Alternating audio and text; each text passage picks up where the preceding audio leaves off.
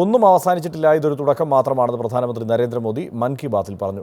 Digital ഇടപാടുകൾ പ്രോത്സാഹിപ്പിക്കാൻ 2 പദ്ധതികൾ പ്രധാനമന്ത്രി പ്രഖ്യാപിച്ചു. ലക്കി ഗ്രാഹക് യോജന, ഡിജി ധൻ വ്യാപാർ യോജന എന്നീ പദ്ധതികളാണ് പ്രഖ്യാപിച്ചത്.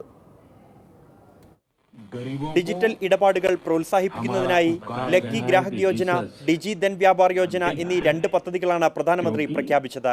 ഡിസംബർ 25 മുതൽ ഏപ്രിൽ 14 വരെയാണ് 240 കോടി രൂപ വ്യാപാരികൾക്കും ഉപഭോക്താക്കൾക്കും സമ്മാനമായി നൽകുന്ന പുതിയ പദ്ധതികൾ. ഓരോ ദിവസവും നടക്കുന്ന നറുക്കെടുപ്പിൽ 15,000 പേർക്ക് 1000 രൂപ വീതം ലഭിക്കും. ഏപ്രിൽ 14-നാണ് ബമ്പർ നറുക്കെടുപ്പ്.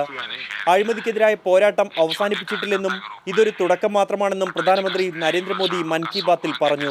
15,000 लोगों को ड्रॉ सिस्टम से इनाम मिलेगा और 15,000 के हर एक के खाते में 1,000 रुपए का इनाम जाएगा.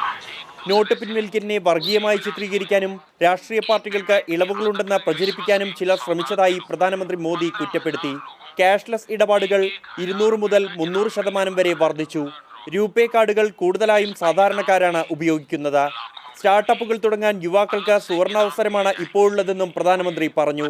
പാർലമെന്റ് നന്നായി പ്രവർത്തിച്ചിരുന്നെങ്കിൽ നോട്ട് പിൻവലിക്കൽ വിഷയത്തിൽ ക്രിയാത്മക ചർച്ചകൾ നടക്കുമായിരുന്നെന്ന് പറഞ്ഞ് പ്രതിപക്ഷത്തെ പ്രധാനമന്ത്രി പരോക്ഷമായി കുറ്റപ്പെടുത്തി. മാതൃഭൂമി ന്യൂസ്, ഡൽഹി. നോട്ട് അസാധുവാക്കലിന് ശേഷമുള്ള 50 ദിവസം പൂർത്തിയാകാൻ ഇനി 5 ദിവസം മാത്രം. 50 ദിവസത്തിന് ശേഷവും നിയന്ത്രണങ്ങൾ പിൻവലിച്ചില്ലെങ്കിൽ പ്രക്ഷോഭ പരിപാടികൾ തുടങ്ങാൻ കോൺഗ്രസ് ഉൾപ്പെടെയുള്ള പ്രതിപക്ഷ കക്ഷികൾ തീരുമാനിച്ചു. ഡിസംബർ 30-ന് ശേഷം സാമ്പത്തിക ഇടപാടുകൾക്കുള്ള നിയന്ത്രണങ്ങൾ നീക്കുമെന്ന് കേന്ദ്ര സർക്കാർ നേരത്തെ വ്യക്തമാക്കിയിരുന്നു. ഇതിന്റെ ഭാഗമായി കൂടുതൽ നോട്ടുകൾ അച്ചടിച്ച് കറൻസി ക്ഷാമം പരിഹരിക്കുന്നതിനുള്ള നടപടികൾ പുരോഗമിക്കുകയാണ്. പ്രതിദിനം 1,500,000 നോട്ടുകളാണ് ഇപ്പോൾ പ്രിന്റ് ചെയ്യുന്നത്. നവംബറിൽ ഇത് 35 ലക്ഷം മാത്രമായിരുന്നു. അതേസമയം നോട്ട് അസാധുവാക്കലിനെ തുടർന്നുള്ള നിയന്ത്രണങ്ങൾ 2 മാസം കൂടി തുടരേണ്ടി വരുമെന്ന് SBI ചെയർപേഴ്സൺ അരുന്ധതി ഭട്ടാചാര്യ കഴിഞ്ഞ ദിവസം പറഞ്ഞത് ആശങ്ക ഉയർത്തുന്നുണ്ട്. പ്രതിസന്ധികൾ തീരില്ലെന്ന അഭ്യൂഹങ്ങൾക്കിടെയാണ് പ്രതിപക്ഷ ഐക്യനിര കെട്ടിപ്പടുക്കാൻ കോൺഗ്രസ് തന്നെ മുന്നിട്ടിറങ്ങുന്നത്. 50 ദിവസത്തിന് ശേഷം പ്രധാനമന്ത്രി വാക്ക് പാലിച്ചില്ലെങ്കിൽ ശക്തമായ പ്രതിഷേധം പ്രതിപക്ഷം ഉയർത്തും.